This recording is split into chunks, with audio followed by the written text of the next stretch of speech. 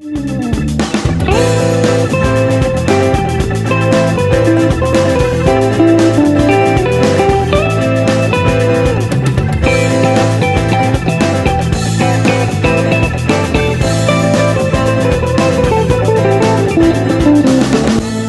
fue una revolución, ni siquiera estoy seguro que sea una guerra civil. Es que hay que entender que eso no pasó nunca.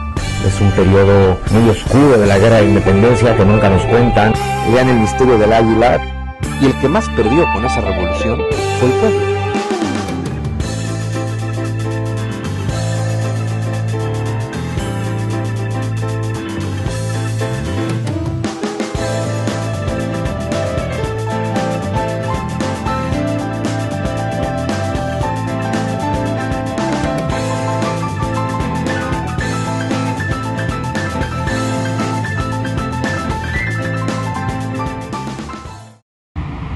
Hola, ¿qué tal? Nos encontramos en el Instituto Helénico con Juan Miguel Zunzunegui, doctor en Humanidades, comunicólogo y escritor de la trilogía El misterio del águila.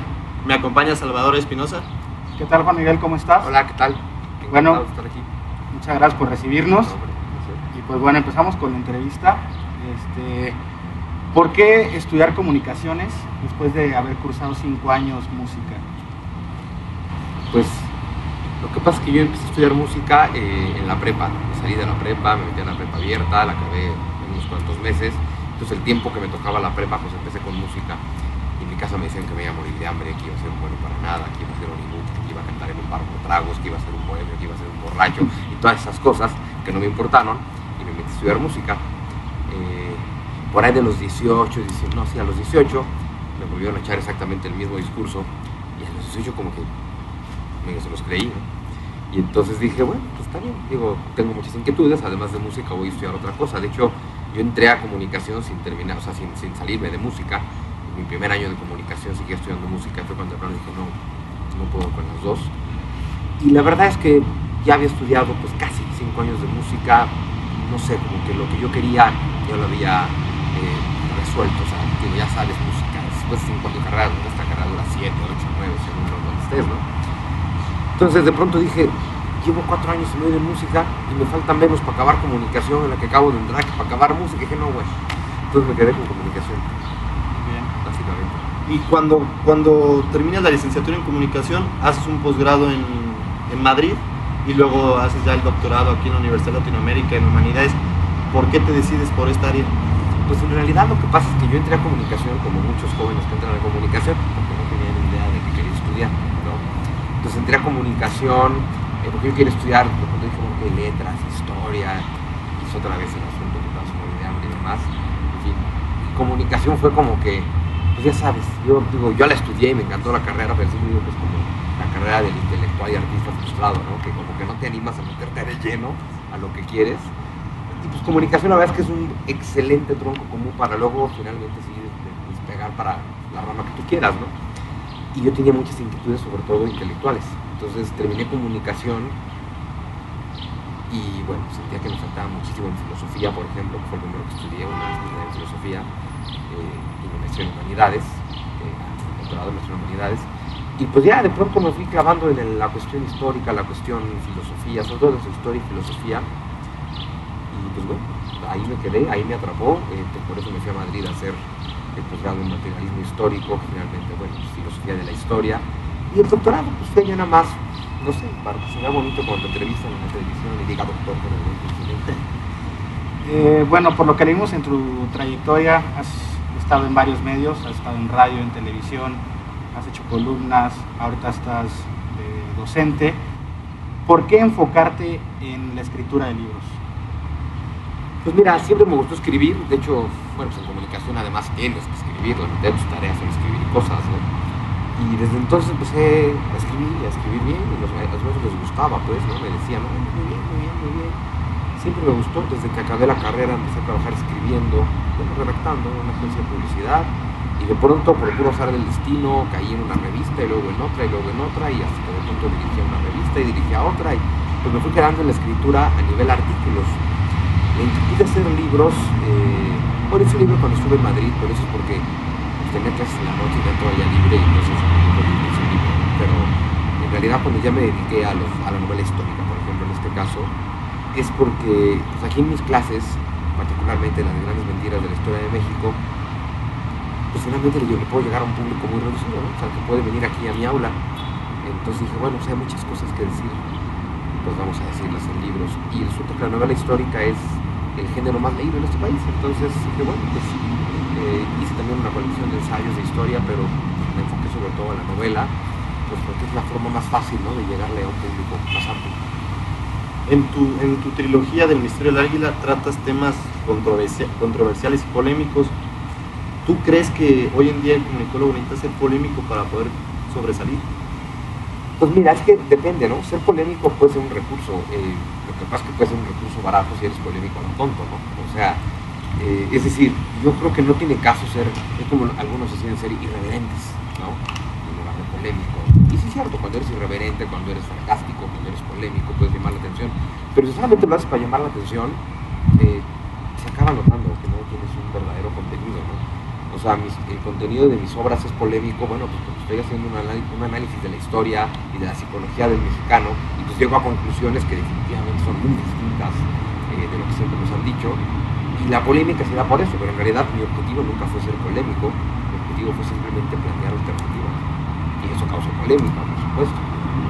En tus libros, como es la trilogía del Misterio del Águila, desmientes sucesos históricos y en algunos casos derrumbas aeronacionales.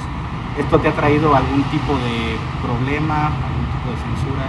De censura no, por supuesto. Problema, los normales, ¿no?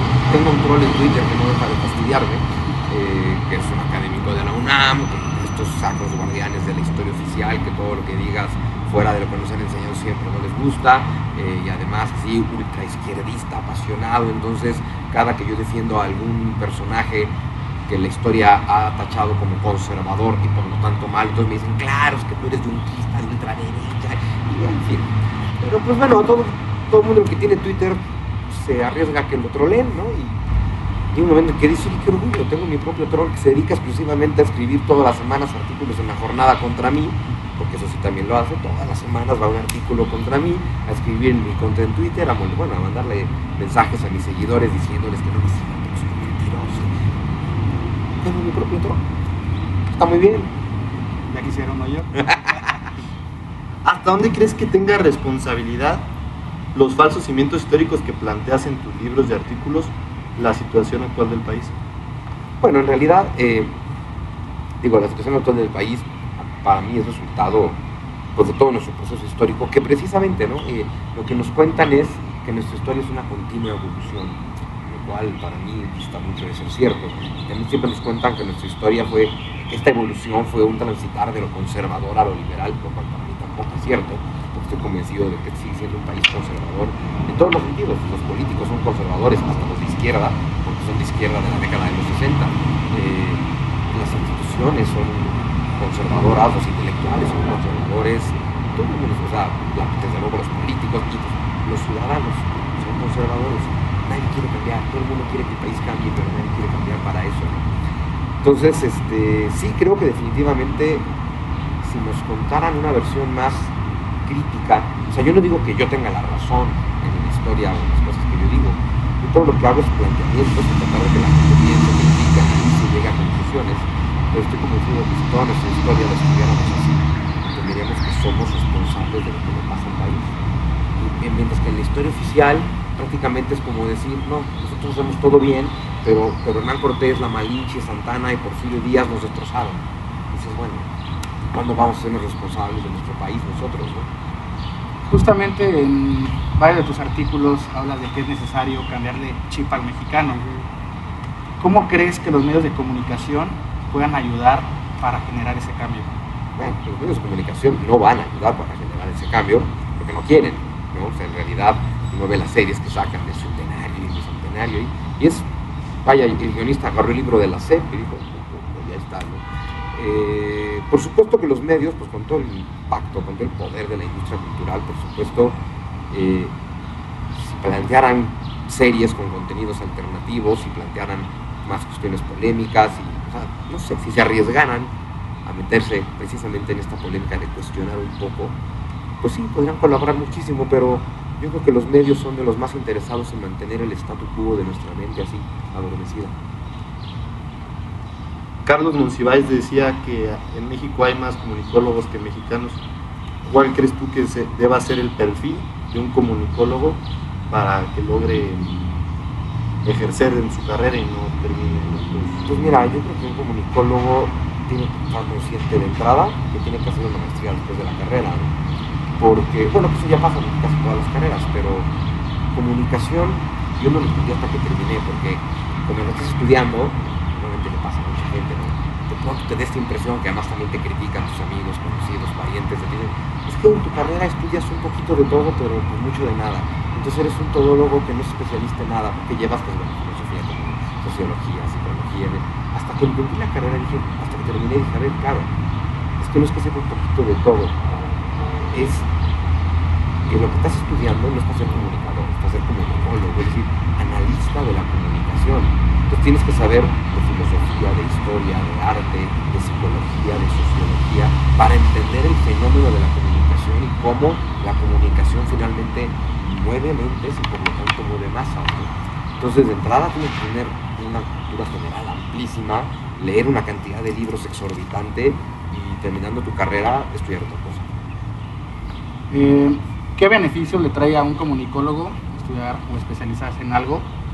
Y bueno, ¿y de qué sirve estar en constante preparación? Pues mira, yo qué te puedo decir, yo me dediqué a estar en constante preparación y siento que me ha ido muy bien. Entonces yo lo que puedo decir es, si algo falta en este país son buenos profesionales. Profesionistas hay un montón. Y profesionistas que no sirven para gran cosa, ¿no? De pronto te dicen, cuando estudias comunicación, ¿no? Los papás luego quieren que estudies algo más, te dicen lo normal, ¿no? Como, no sé, contador, como abogado, como doctor o médico. Y digo, bueno, hay médicos muy buenos que operan en los hospitales más caros y ganan mucho dinero, y hay médicos que dan consultas de 20 pesos en las farmacias, ¿no? Y hay abogados que tienen un gran buffet, y hay abogados que son coyotes de delegación, y hay médicos, o sea, digo, perdón, y hay, o sea, de todo, ¿no? Entonces, en realidad, finalmente tienes que prepararte y prepararte de forma constante y no terminar nunca tu preparación, porque además de que el país necesita finalmente que todos seamos mejores, pues finalmente estamos en un sistema de libre competencia donde en este país se paga y se aprecia poco el talento, y pues si no eres de los mejores, simplemente no se logra nada. ¿Y a ti qué beneficios te ha traído? Pues, no sé, digo, en realidad, yo creo que entre todo lo que yo estudié, porque sí, efectivamente, pues un poco de comunicación y música, y un poco de filosofía, y un poco de geopolítica, y un poco de religiones, humanidades, que también es un poco de todo, pero finalmente lo que tienes es un panorama cultural tan amplio que me parece que lo que más me dio todo fue capacidad de crítica, ¿no? Capacidad de análisis, apertura de mente. Cuando tienes eso, todo lo demás sale solo, todo lo demás lo logras, ¿no? Cuando tienes una mente crítica, tú eres el que mueve las mentes, básicamente. ¿Cuáles son las dificultades más comunes que un comunicólogo enfrenta al tratar de incursionarse en el ámbito laboral? Por ejemplo, sabemos que a ti tú hiciste un guión para Warner, te pidieron un guión para hacer una película y se canceló. Entonces, ¿cómo es eso de salir del problema? Bueno, pues es lo mismo que en todas las carreras. Una vez más hay que machetearle, ¿no? Y ser de los mejores. En el caso del comunicólogo, para mí es muy importante una cosa. La mayoría de los que estudian comunicación piensan que van a estar en radio y en televisión. O sea, piensan que para eso estudian comunicación. Y para estar en radio y en tele, o sea, delante de la cámara y en el micrófono. Siempre digo, perdón, pero para eso tómate un curso de locución de un año. Y para estar en la tele, mejor ve al gym, ponte muy bueno y te van a dar un espacio en la tele, ¿no? O sea, el comunicólogo estudia para analizar la comunicación. Entonces, ya que el mismísimo estudiante de comunicación entienda que lo que está estudiando no se limita a estar en radio o en tele, sino que es un panorama amplísimo que el propio egresado de comunicación no conoce, ¿no? La comunicación empresarial, la comunicación política, la cuestión de la imagen, la mercadotecnia, la publicidad, o sea, que tienes un rango amplísimo. Y por otro lado, es muy común en comunicación, lo era cuando yo estudié, supongo que lo sigue siendo, cualquier cantidad de estudiantes o recién egresados de comunicación dispuestos a trabajar gratis. Yo siempre decía a mis alumnos, nunca acepten un trabajo por nada. Pues la idea de que no, es que que es en tele, ¿no? O es en radio, y pues es que agarras experiencia. Y porque en el propio medio te dicen, pues aquí no te pagamos, pero te pagamos con experiencia, ¿no? Siempre les digo, jóvenes, su trabajo vale. O sea, te tienen que pagar, aunque sea de forma simbólica para tu gasolina, pero te tienen que pagar, estás trabajando, ¿no? Porque además, si no, cuando llegas a una entrevista de trabajo es muy fácil, oye, ¿cuánto ganas ahorita? Ah, pues nada. Entonces te dicen, ah, pues te ofrezco 1,500, ¿no? Pues es 1,500 veces más de lo que ganabas antes, ¿no? Entonces yo creo que es muy importante, sí, hay que empezar desde abajo muchas veces en los medios, literal, como se nos dice, de jalacables, pero hay que cobrar. Definitivamente los comunicólogos somos los primeros que tenemos que darle valor a lo que estudiamos y sabemos. Ese sería el problema principal. Yo creo que va por ahí, definitivamente. Está devaluado el trabajo de pero comunicólogo. sí, porque el propio comunicólogo lo evalúa, y que el propio comunicólogo no está del todo seguro de todas las capacidades que tiene, y si estás dispuesto a trabajar gratis, pues estás devaluando tu trabajo, ¿no? O sea, porque alguien que terminó una licenciatura en Derecho puede cobrar y uno que terminó una en Comunicación no. Es una licenciatura, es un trabajo, mientras lo devaluemos nosotros mismos. En ese caso, ¿cómo definirías al comunicólogo mexicano? Yo no sé si hay comunicólogos en México. Quiero que nos digáis. Lo que puede haber en México son muchos comunicadores. Vuelvo al tema de lo que hace un comunicólogo es analizar el fenómeno de la comunicación. Y aquí lo que tenemos es un montón de estudiantes de comunicación y de egresados de comunicación que quieren salir en la tele, ¿no? Pues entonces yo creo que tenemos pocos comunicólogos, ¿no?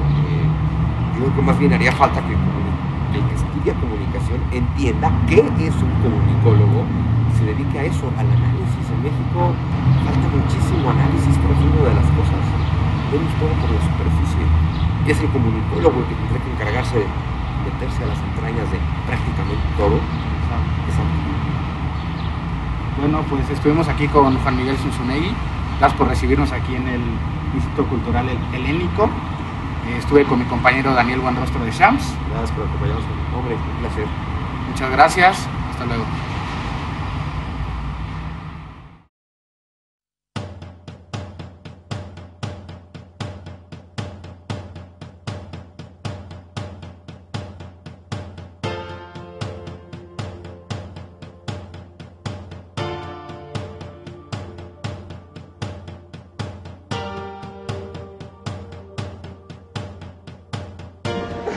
No, espera, perdón, Ya. ya. No, ya, siéntate, ya. Perdón, ya.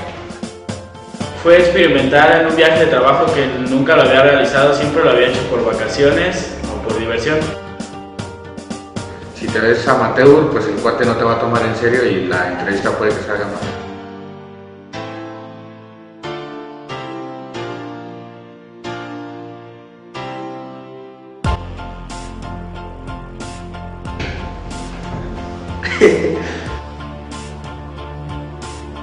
Ya sentíamos como la emoción en el momento de estar montando las cosas y ver que las luces, que las sillas, que si llegaba temprano, que si no llegaba el audio.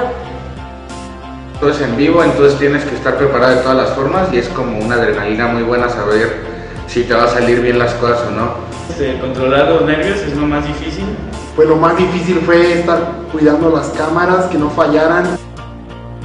Yo creo que bien dijo Sebastián, no conseguirla, sino el poder realizarla.